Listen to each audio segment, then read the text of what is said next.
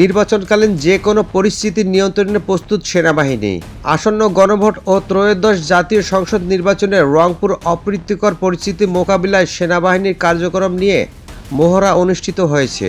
বৃহস্পতিবার 5 ফেব্রুয়ারি দুপুরে Rangpur cricket garden মাঠে 66 পদাতিক ডিভিশনের কমান্ডো গ্রুপের এ মহড়া অনুষ্ঠিত হয়। 66 পদাতিক ডিভিশনের জিওসি ও Rangpur area commander major general Mohammad Kamrul হাসানের নির্দেশনায় মহড়া শেষে জানানো হয়েছে, নির্বাচনকালে যে কোনো ধরনের উদ্বুদ্ধ পরিস্থিতি নিয়ন্ত্রণে প্রস্তুত রয়েছেন সেনাবাহিনী।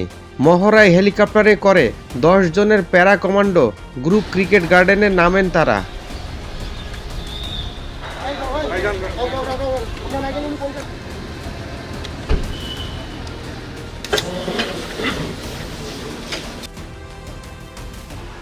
নির্বাচনের দিন রংপুর বিভাগের প্রত্যন্ত এলাকার যে কোনো কেন্দ্রে বিশৃঙ্খলা ঘটলে তারা হেলি ড্রপ করে পরিস্থিতি মোকাবেলায় কিভাবে কাজ করবেন তা প্রদর্শন করা হয়।